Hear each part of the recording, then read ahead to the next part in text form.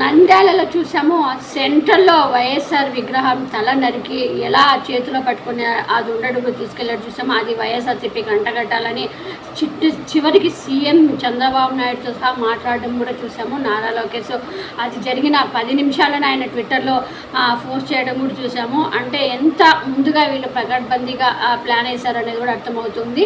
So దాంతో తర్వాత చివరికి మళ్ళీ ఎవరైతే అది ఉండడుగు ఉన్నాడో అతను జనసేన వాళ్ళతో ఫోటోలు, తర్వాత టీడీపీ వాళ్ళతో దిగిన ఫోటోలన్నీ బయటకు రావడంతో ఇప్పుడు మళ్ళీ వాళ్ళ తప్పు మళ్ళీ అంతే. ఫస్ట్ వైఎస్ఆర్సీపీ మీద తోచేయడము, వాళ్ళ మీద వేయాలని చూడడము, తర్వాత అది జరగపోయేసరికి మళ్ళీ సైలెంట్ అవ్వడం. ఇది నారా లోకేష్కి కానీ టీడీపీకి కానీ బాగా అలవాటైన పని.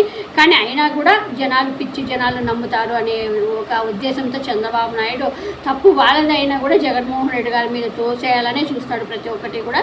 సో దీంతో నంద్యాల శ్రీనివాస్ సెంటర్లో ధ్వంసమైన వైఎస్ విగ్రహం వద్ద వైఎస్ఆర్సీపీ శ్రేణులంతా అక్కడ ఆందోళన చేపట్టారు. అక్కడ జిల్లా అధ్యక్షుడు కాట్సాని రామ్గోపాల్ రెడ్డి ఆధ్వర్యంలో వైఎస్ఆర్సీపీ శ్రేణులంతా కూడా ఆందోళన చేశారు.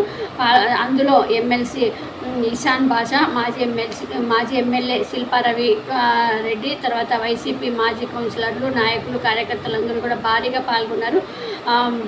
వాళ్ళు కూడా వైఎస్ఆర్ విగ్రహం ధ్వంసం చేయడం చాలా బాధాకరం. పట్టపగులు నరి రోడ్డుపై విగ్రహం ధ్వంసం చేస్తుంటే పోలీసులు ఏం చేస్తున్నారంటూ కూడా వాళ్ళు ఫైర్ అయ్యారు.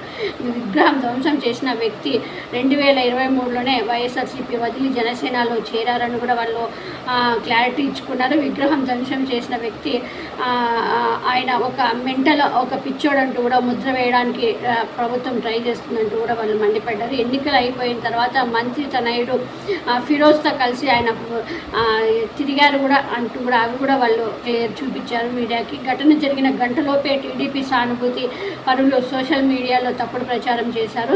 విగ్రహం ధ్వంసంపై మాకు అనుమానాలు ఉన్నాయి, ఘటనపై నిజాలు తేల్చి దుండగులపై కఠిన చర్యలు తీసుకోవాలని కూడా వాళ్ళందరూ డిమాండ్ చేశారు.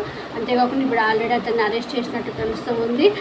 మరి చూడాలి దీనిపైన, ఎందుకంటే చంద్రబాబు నాయుడు విమర్శించడం ఆయన సాక్షి పత్రికలోనే వేయలేదు. వైఎస్ఆర్ విగ్రహం జగన్మోహన్ రెడ్డి గారే తండ్రి విగ్రహం తలకి ఎంత నీచంగా మాట్లాడుతున్నాడంటే చంద్రబాబు నాయుడు అంత నీచంగా మాట్లాడుతున్నాడు. కొంచెం కూడా జనాలు ఏమనుకుంటారు, నేను ఇలా తప్పుడు ప్రచారం చేస్తే ఒక బాధ్యతాయుతమైన పదవిలో సీఎం పదవిలో ఉండి ఇలాంటి మాటలు మాట్లాడడం కరెక్టా అనేది కూడా ఆలోచించుకోకుండా నీచమైన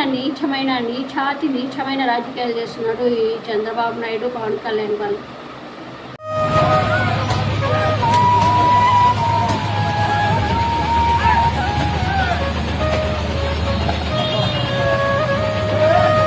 పడిందానికి